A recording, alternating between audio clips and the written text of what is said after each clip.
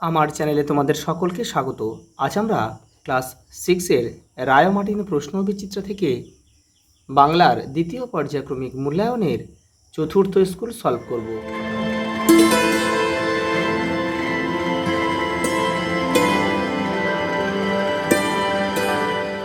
তোমরা যারা আগের সেটগুলো দেখোনি কিংবা ইতিহাস, ভূগোল, পরিবেশ দেখোনি, তারা চ্যানেলের প্লেলিস্টে যাবে। ওখানে একটাই প্লেলিস্ট করা আছে, সেখানে সব সেটগুলো দেওয়া রয়েছে। প্রথম প্রশ্ন দেখো, মাটির ঘর তৈরি তথা দেয়াল চিত্রের ক্ষেত্রে কারা অগ্রসর? সাঁওতালরা। বৃষ্টির অভাবে হয় মেঘারানীর কুলো নামাবার প্রথা। তোমাদের বইয়ের এটা 45 নম্বর পেজে কিন্তু রয়েছে উত্তরটা। যতীন্দ্রনাথ সেনগুপ্ত রচিত মরীচিকা হাট কবিতা থেকে নেওয়া হয়েছে এটা। বনটা কি দিয়ে ঠাসা ছিল? পাখি। একটি শব্দ বিভক্তির উদাহরণ দাও। রে। বিভক্তির মতোই কাজ করে অনুসর্গ। একটি সংস্কৃত উপসর্গের নাম হলো নি। উপসর্গ হলো সেই সব বর্ণ বা বর্ণচিহ্ন যেগুলি শব্দের এটা হবে আগে সংযুক্ত হয়ে শব্দটির অর্থকে আংশিক বা পুরোপুরি বদলে দিয়ে থাকে। সঠিক উত্তরটি নির্বাচন করো। এখানে হবে এই তার যোগ আ, তারা।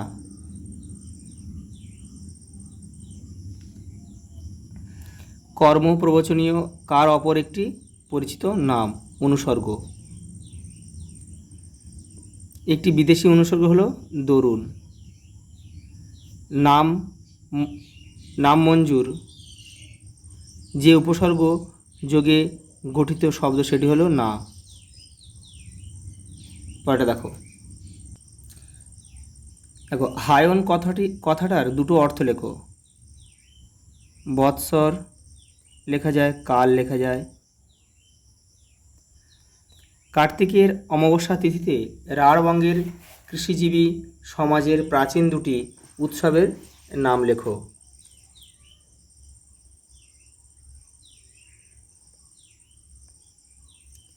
কালী পুজো বা কালী পূজা লিখতে পারি, আর দীপাবলি।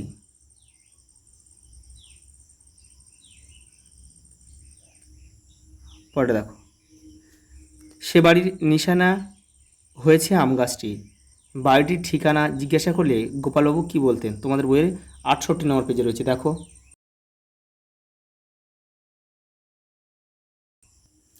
পরের প্রশ্ন দেখো। তবু চিরদিনই আমি আশাবাদী।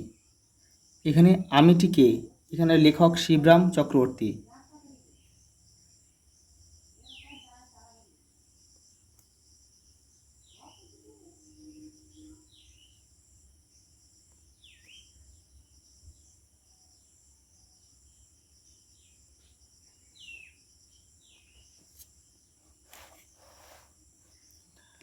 পরেরটা দেখো। কার ডাকে রাত্রি নেমে আসে? একক।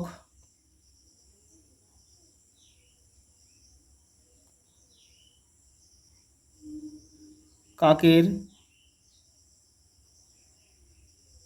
ডাকে। পিঁপড়ে কবিতায় দুদিনের ঘর বলতে কি বোঝানো হয়েছে? এই দেখো, দুদিনের ঘর বলতে কি বোঝানো হয়েছে, তোমরা শুধু এখান থেকে এটা লিখবে। 1 নম্বরে যেহেতু এখান থেকে এটা লিখে দিলে হয়ে যাবে। দুদিনের ঘর বলতে প্রাণীকুলের ক্ষণস্থায়ী জীবনকালকে বোঝানো হয়েছে। পরে দেখো, শূন্যস্থান পূরণ করো। খিদের পেটে বাঘের ছানা যখন ধরতে গেল কাদায় মেনি মৎস্য।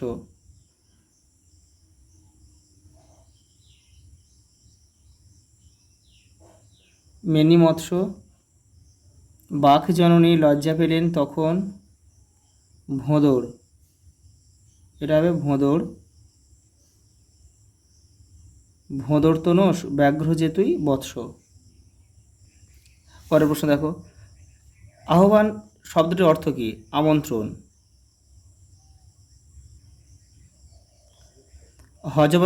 হযবরল রচনায় কাক তার বয়স কত বলেছিল? 26 ইঞ্চি। দেখে নাও, এটা তোমাদের হজে বড়লা বইয়ের 20 নম্বর পেজে রয়েছে কিন্তু এটা। দেখো বয়স 26 ইঞ্চি। পরেরটা দেখো, বিজ্ঞাপনে কাকেরা নিজেদের কি পরিচয় দিয়েছিল?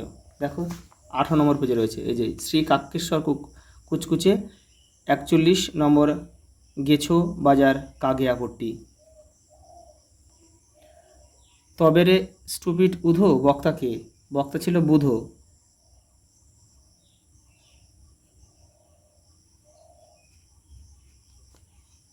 পরেরটা দেখো, খাদ্য বিশারদ উপাধিটি কার, কেন? এই দেখো শ্রী ব্যাকরণ সিংয়ের উপাধি ছিল এটা, খাদ্য বিশারদ। আর দেখো এমন উপাধি পাওয়ার কারণ কি, যে উত্তরটা এখানে দেখো লেখা রয়েছে। শ্রী ব্যাকরণ সিংয়ের উপাধি ছিল খাদ্য বিশারদ। তার এমন উপাধি পাওয়ার কারণ সে নিজে কি খাওয়া উচিত কিংবা উচিত নয় তা পরীক্ষা করে দেখেছে। পরের প্রশ্ন দেখো, কোন কোন জাতির দেয়াল চিত্রের সাধারণ লক্ষণ পদ্ম? এই দেয়াল চিত্রের বর্ণনা দাও। এই দেখো সাঁওতাল, কর্মী, ভূমিজ অন্যান্য বেশ কিছু গোষ্ঠীর মানুষদের দেয়াল চিত্রের একটা সাধারণ লক্ষণ হচ্ছে পদ্ম।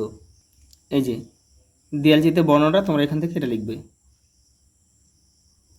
ওটা দেখো, কিন্তু সে বাড়ির সেই মানুষদের একটি বন্ধু ফাঁকি দিয়ে চলে গেল সেই ঝড়ের রাতে। বন্ধুটির বন্ধুত্বের কি পরিচয়?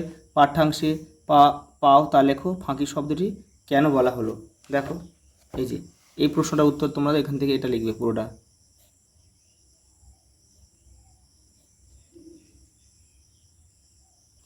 পরেটা দেখো, এই হয়তো সশরীরে রাঁচি ফেরার শেষ সুযোগ। লেখক কোন সুযোগকে কাজে লাগালেন?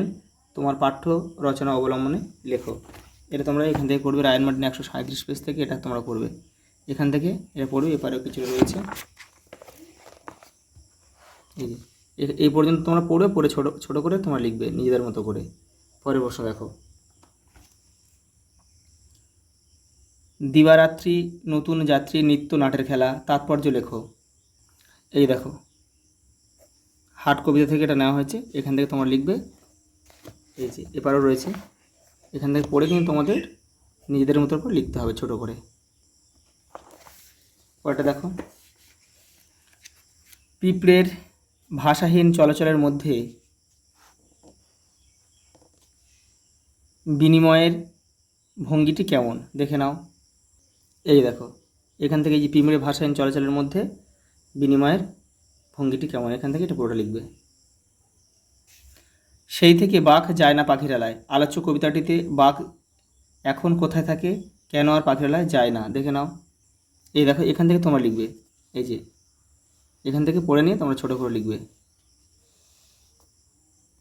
পরের প্রশ্ন দেখো, হ্যান্ডবিলে যে ঠিকানা উঠে আসে তা লেখো। এই যে শ্রী কাকেশ্বর কুচকুচে 41 নম্বর গেছো বাজার কাগিয়াপট্টি। দেখো কি কি কি বিষয়ে কারা সাবধান করেছিল, এটাও দেখো। এই যে সাবধান সাবধান বলে এখান থেকে এই পর্যন্ত তোমাদের লিখতে হবে। পরের প্রশ্ন দেখো, ওট বলছি শিগগির ওট কে কাকে বলেছিল? দেখো বুধো উধোকে বলেছিল। প্রসঙ্গ উল্লেখ করো। তোমাদের বইয়ে দেখো 23 নম্বর পেজে রয়েছে। দেখো প্রসঙ্গটা তোমরা এখান থেকে লিখবে, এখান থেকে এই পর্যন্ত লিখবে প্রসঙ্গটা। পরের প্রশ্ন দেখো, কেন হাসছি শুনবে? কে কাকে বলেছিল? হাসির কারণ কি ছিল? দেখো এই দেখো কেন হাসছি শুনবে, মনে করো এইখান থেকে তোমরা এটা লিখবে। দেখো জন্তুটা বলেছিল মানে হিজি বিজি বীজ বলেছিল, কতককে কিন্তু বলেছিল, কেন বলেছিল? এখান থেকে তোমরা এখানে আর লিখবে, এখানে আরও কারণ রয়েছে, তোমরা একটা লিখলে হয়ে যাবে। ওটা দেখো, সমুচ্চারিত ও প্রায় সমুচ্চারিত ভিন্নার্থ শব্দের অর্থ পার্থক্য দেখাও। প্রথমে দেখো লক্ষ্য। এই যে দেখো লক্ষ্য হচ্ছে সংখ্যা বিশেষ আর লক্ষ্য হচ্ছে উদ্দেশ্য। দেখো সুর আর সুর, দেখো এই দেখো তালবসা দীর্ঘ র হচ্ছে বীর আর দন্ত শ্বশুর রসুর মানে দেবতা। তারপর আছে দেখো মুখ রয়েছে। এই যে এখানে বাক্য রচনা করতে বলেনি, শুধু অর্থ লিখতে বলেছে। দেখো মহেশু খ মুখ বনে বদন আর ময় দীর্ঘ খ ক মুখ বনে বোবা। পরে দেখো কি পদ চিহ্নিত করে পদান্তর করো। পতিত। পতিতরা কী পদ? এটা বিশেষণ পদ, এটা কিন্তু বিশেষণ পদ। বিশেষণ পদ, তাহলে এটাকে বিশেষণ নিয়ে গেলে হবে, এটা হচ্ছে পতন হবে, পতন। দিন, পরে দেখো দিন কী পদ? এটাও কিন্তু বিশেষণ পদ, বিশেষণ পদ। দিনটাকে পদান্তর করলে হবে কি? দৈন। তারপর আছে কি? সুরভিত। সুরভিত কী পদ? সুরভিত হচ্ছে, এটাও কিন্তু বিশেষণ পদ, এটা বিশেষে নিয়ে আসলে বা পদান্তর করলে হবে সৌরভ। লাস্ট প্রশ্ন দেখো, এখানে কয়েকটা রচনা দিয়েছে, এটা তোমরা কিন্তু নিজেরা করবে। আজ এই পর্যন্ত, দেখা হবে পরের ভিডিওতে।